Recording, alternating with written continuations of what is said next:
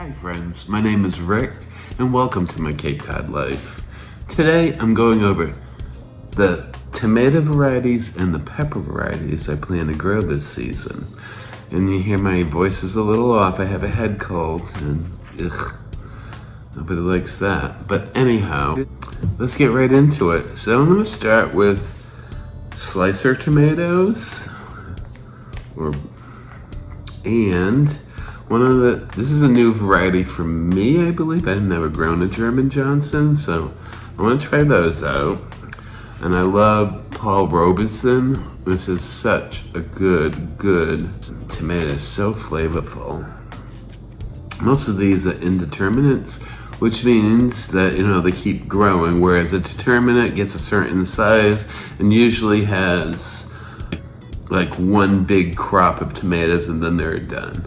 There's some exceptions to that. We also have, I'll be talking about them later, cherry tomatoes, which are indeterminate or determinate, and dwarf and micro-dwarf tomatoes. But these are the slicers. I grew this one last year. It's such a pretty tomato. It's, who are you? Thorburns terracotta. So it's orangey and it has streaks of green in it.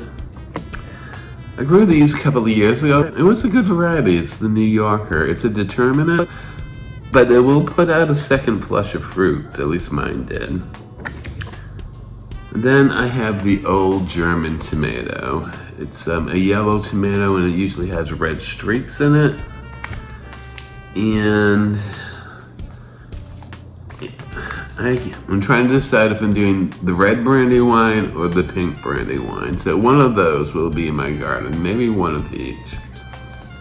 I also love this tomato. This is a Berkeley tie-dye. They come in different colors. This is tie-dye green.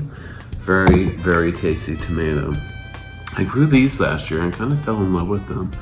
They're called Antique Wine. They're a streaky tomato. They were very good. Right, so this one, even though it looks like a paste tomato, is really a slicer tomato. It's this oval, like a paste tomato. And it is the Ukrainian purple. I'm looking forward to trying those out. And then I did want to do a paste style tomato. So I'm doing 10 fingers of Naples. It's supposed to be a fairly prolific paste tomato. And I don't always do really good with those. I can't do a San Marzano. Roma's, it's hit or miss, but I'm gonna try these out. Now we're gonna go into cherry tomatoes. I don't have a picture for this one, but this is the Sun Gold, and I'm sure you've all seen it. I'll try to grab a picture on the internet and show you. I also have the Sweetie tomato. So that's another cherry tomato. And although I kind of use these interchangeably, the chocolate cherry and the black cherry. So I might grow one of each and really compare them. I kind of think like the same variety, just different growers call it different things, but I could be wrong about that. All right, so now we're gonna go into micro tomatoes and dwarf tomatoes. Let's start with the micros. Oh, 1 minute. I got one more slice that snuck in with the cherries. It's called the Marion tomato. And my best friend's name is Marion, and I love her.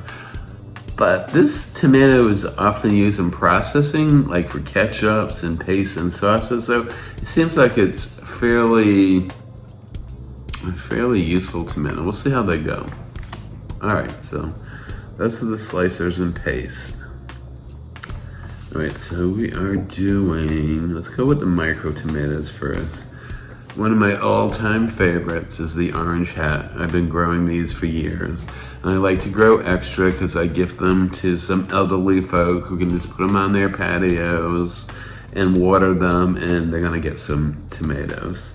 My friend Nicole down in Texas area, she sent me these up last year. Her channel is Nicole Smith Gardening. And this is the Red Robin. It's a micro tomato, and it did well for me, and I saved seeds, so I'm gonna grow some of those. And then I'm also gonna do Cherry Falls, which is another micro tomato, and it likes to drape over, so that'll go in the green stock, I'm fairly certain. Then I have a few varieties of dwarf tomatoes. I'm gonna do, and I grew these last year, Arctic Rose. Then I'm also gonna do the Mexico Midget. I never grown those before. And then some Tiny Tim. So these make like great what a lot of people call patio tomatoes. So looking forward to those. I can tuck them in pots and whatnot and have them where I want. I'll be putting them back in my case. Oh look, Jess from Roots and Refuge, she signed that last fall. I bless you, Jess Alwards. And that's one of her stickers. I think it's a Dr. Well, she calls it a Dr. Witchies. I'm not really sure how you say that. So let's go on to peppers. All right, so I have some maybes this year. I grew these. These are cute little peppers. I got those from Nicole Smith as well. Ahi lemon drops. Really spicy, but very citrusy as well.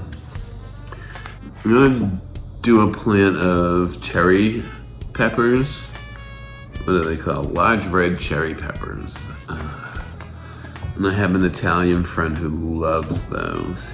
And one of my tried and true peppers, especially for making sauce, fermented hot sauce, is the hot Portugal pepper. So I have those. I'm very much looking forward to growing these this year. This is the large red chili, a Thai red chili pepper. So I love those in a stir fry. I think for a sweet pepper, I'm gonna do the banana pepper.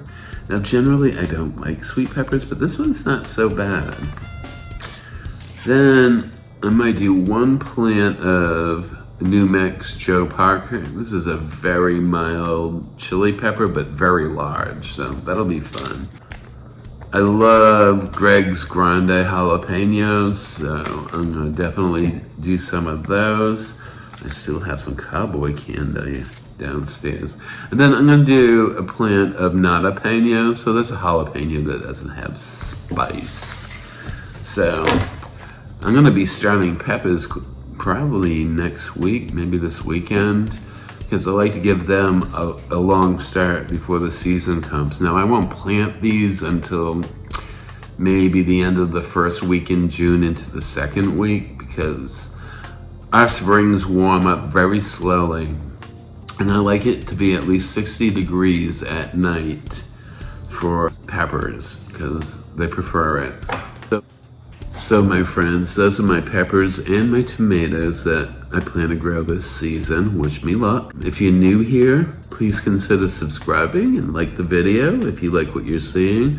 If you've been here before, you know I appreciate you. Hit that like button. And as always, my Cape Cod life.